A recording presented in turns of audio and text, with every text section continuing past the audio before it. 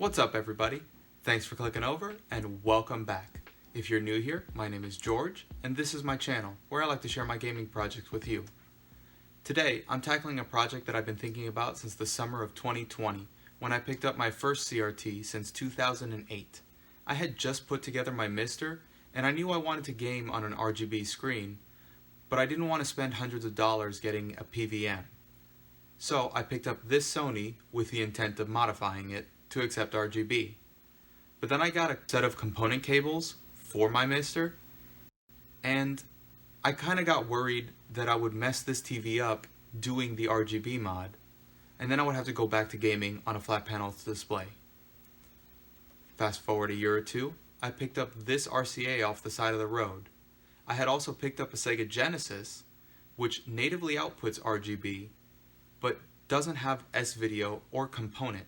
So my only options at the time were composite or RF, and I wanted more. So I decided I would mod that RCA, and if it broke, it wouldn't be a big deal because I still had this TV and a couple other CRTs at the time. After I had done the mod, the tube was kind of worn out and I wasn't really happy with how it looked, so I wanted better. Then, last year, I picked up that DVD combo and we did a video on that. And I had intended to RGB mod it, but as we found out in the video, that wasn't possible. So that brings us back to this, the TV that kicked off my return to CRT gaming. So now, it's time to crack it open and bring it to its full potential. Let's talk about what we need for this project. First is this Sony KV27FS12. Now I'm following a guide for the 27FS13, but they both use the BA5 chassis, so inside everything should be the same. I have a Scart connector, and I'm using Scart because I already have a couple consoles with Scart cables. A 1000 ohm resistor, 3 820 ohm resistor, 3 75 ohm resistors, a 6-pin toggle switch, DuPont connectors, and some wires to hook everything up. And now that we know what we need, we can get started. But first, a warning. If you plan on doing this mod or working on CRTs, you need to be mindful of the large capacitors and the tube itself, which can hold a charge even after powering it off and unplugging the TV. I'm going to be discharging the tube before I do the mod, but I am going to plug it back in and test it before final assembly. And it's always important to avoid any points of high voltage and to always use the one-hand rule. So if you do slip, you can reduce your chances of the current crossing your chest. And with that warning, let's get started.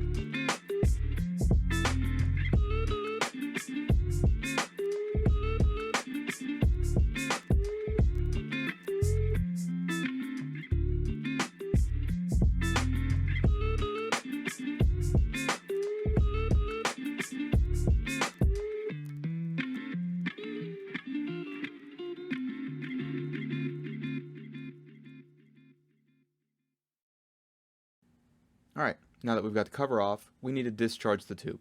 So you just connect the ground side to any chassis ground, and then you slide the tip of your discharge tool underneath the anode cap. You don't need to pry it off or anything like that. You're just contacting the metal, and that's going to discharge anything that's left in the tube. Now we're going to take the MA board out.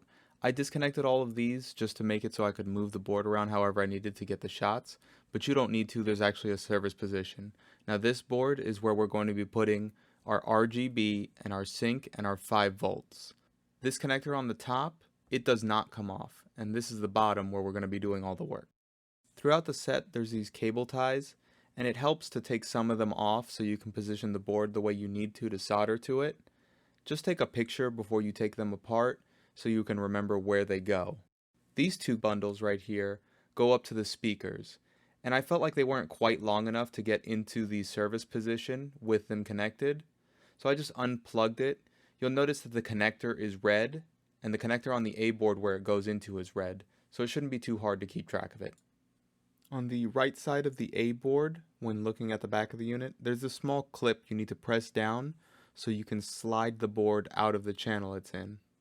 This is the D board, and you can unplug everything or you can just take the board out. I just unplugged it. Now, it's important to remember to take your time when you're taking this apart. This board is big, it's got caps on it that could still have a charge, so you don't want to touch the bottom too much. And if you feel something resisting moving, just take a step back, see where it's getting caught, reposition it, and keep going until you get it in the position you need to solder in. Remember, this board's important, you don't want to mess it up. Alright, we've got it apart, and this is the bottom of our MA board. And the first thing we need to do is remove these 3 resistors. Then we'll prep our Scart connector.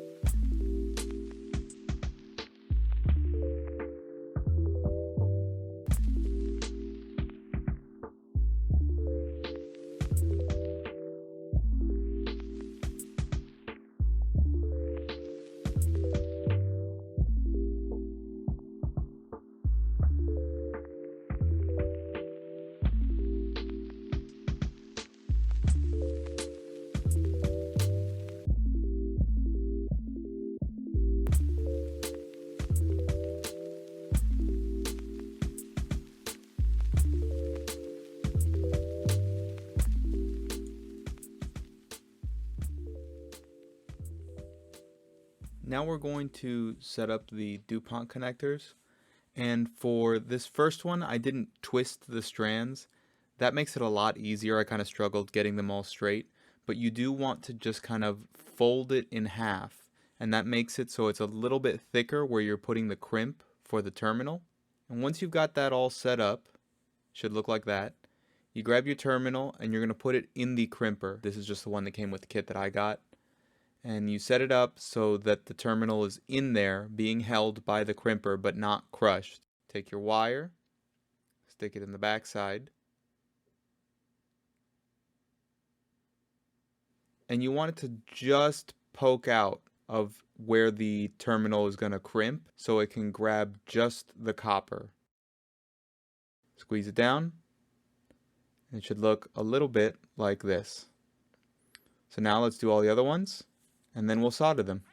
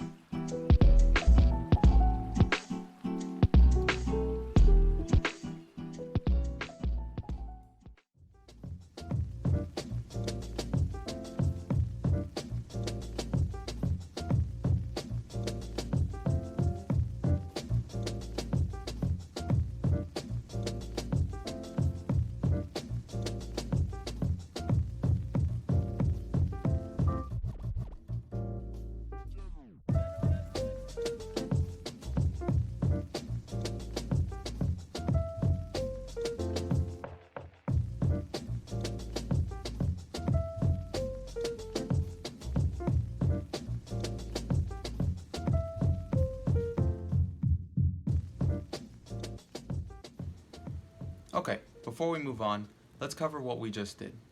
Now, I don't want to get too far into the weeds with this because the guide is really well written, and I don't think I need to make you pause and rewind sections of the video over and over to watch some diagrams. But we made the Scart connector, and our red, green, and blue signals all get 850 ohm resistors in line. Then we have the 75 ohm resistors going to ground, and we connected ground across 7 pins by using the extra legs from the resistors we trimmed off and by bending some of the pins to touch the grounds that we connected with wires. The audio lines and the sync are connected directly to the pins with no resistors. And then on the other end, I split the wire bundle into 2 connectors in from a different board. Then we wired up our toggle switch. Now, for the 5-volt blanking line, we've got a 1000 ohm resistor in line, and we used 24 gauge wire. On the other side of the toggle switch, I wired in 2 22 gauge wires, and that's going to be for some centering switches. Now, centering switches are a feature on some TVs that allow you to compensate for a phenomenon known as RGB shift, which is where the jungle chip doesn't have to process the RGB signal like it does with composite or S-video, and it shifts the image to the left just slightly. With these centering switches, you can adjust that. I could do it without them, but then I would have to adjust the horizontal position with the service menu, and I would have to change it every time I switched from composite or S-video to RGB. By putting it on this toggle switch, we can just activate the centering with the switch. Last, we connected our RGB and our sync wires to the bottom of the MA board. We've got the RGB right here on these 3 capacitors. We've got a ground that's up here. And then we've got our sync, which we're using the S-video 1 input. And this is one of the differences between the FS13 and the FS12. The diagrams that are in the guide show this capacitor as being mounted this way, and on this board it's mounted this way. I don't think it's going to make a difference. It's the same value capacitor, it's just oriented differently on the board. And then we've got our ground right next to that. Now that we covered all that, we can move on to wiring in our 5-volt blanking line and our centering switches.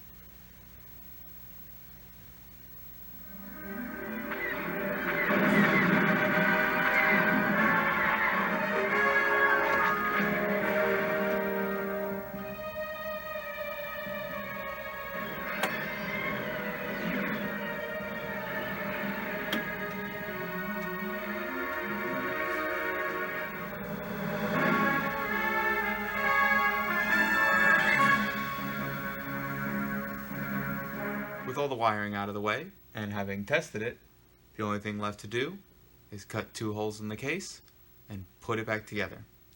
I was originally going to wire the 5-volt blanking signal to the Scart connector so I would only have 1 hole to cut, but then I wouldn't be able to use the position switches inside the TV with the toggle, so I just decided I would wire the 5 volts to the toggle since it was going to be there anyway. The Scart connector is going to go in the back next to all the other inputs, naturally. And the toggle switch I'm going to stick right here in this bottom corner of the unit.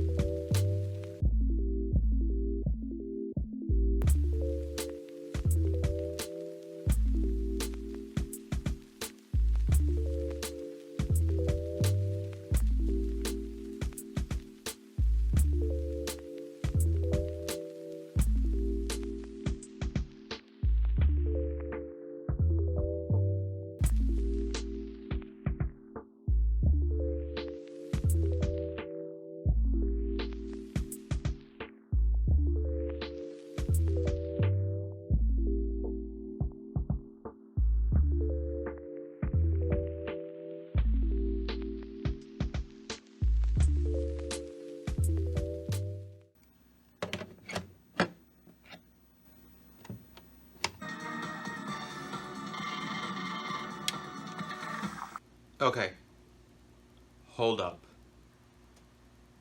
Remember those centering switches? Yeah, these two. So, remember how they were supposed to help us keep the screen centered when we switched from RGB to composite and back and forth? Well, they caused this issue. Had this purple hue on any standard inputs when not using RGB, and we had green hue on component. So I opened the TV back up and I was trying to figure out what was wrong. I went to Reddit, some people there saw the way I had installed it, and they suggested removing the centering switches circuit. And I unplugged it and the hue went away. Now it wasn't that far off center, so I'm just going to remove that part of the mod altogether. Just take the wires off the bottom of the board and just not have anything plugged into that side of the toggle switch. And we'll just adjust in the service menu, and I'll show you guys how to do that.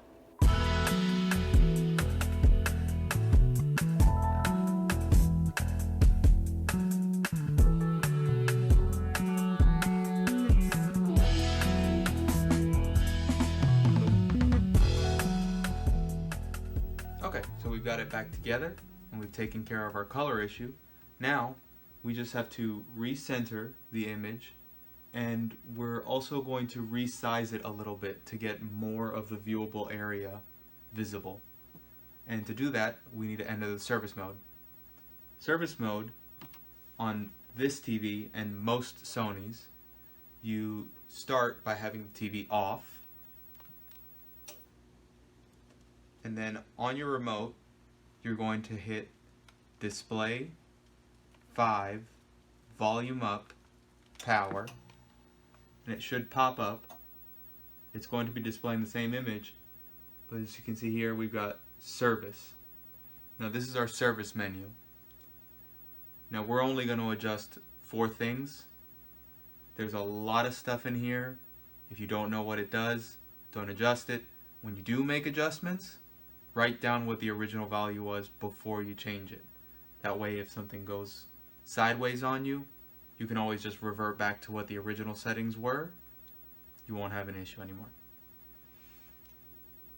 In the service menu, you navigate with the numbers. 1 and 4 are to navigate the options. 3 and 6 are to adjust the value for each option. So right now we're on H size, so horizontal size. Now I think for horizontal size we're pretty good, so we're going to leave that alone. So now we're on horizontal position, and let's see if we can move it more. So I'm pressing 3 to make it the value increase, and as you can see, it's moving this way. So I've got a couple pixels more on the left of these dots than I have on the right of these dots. So we'll keep going a little bit more. And that looks good. So once you've made an adjustment, if you just turn it off, it's going to clear that out. You have to actually save the adjustments. To save them, you're going to hit muting and then enter on the bottom of the number pad. You saw it said right when I hit muting, and when you hit enter, it'll turn red as it saves it, and then once it's done, right goes away. So now, like I said, we're cutting off a little bit on the top and bottom, so we'll keep scrolling through until we get to V size. So here we've got V size. We're going to decrease it until we can see our dots. I like to have it so there's a couple pixels above and below. Below down here, above up here. That looks about right, and it looks pretty centered, So we're going to save it right there. Muting, enter, and we're done. Now before we get back to the video, I want to say a special thanks to rocketeng, which is a Reddit user that helped me out troubleshooting that color issue I was having on the standard inputs, and I just wanted to give them a shout out. So now, let's get back to the video. And with that, this RGB mod is done. Kind of. I actually went in and made some convergence adjustments and some geometry adjustments while I had the TV open, but I didn't include it in this video because I felt like it was outside the scope, and it's something I want to cover in more detail on its own later. But, like I said at the start, this RGB mod is something I've been looking forward to for a while. It gives me this TV, which I can now test almost every analog input on one screen. If you saw my last video for the PS1 comparison shots, I used this TV for composite and S-video. But then for RGB, I used my RCA that I had modded earlier. Before we get into the comparison shots, I want to thank everyone for watching, liking, and subscribing. And if you would, leave a comment down below telling me what you thought about this video, and maybe what else you want to see coming up. But for now, let's play some games.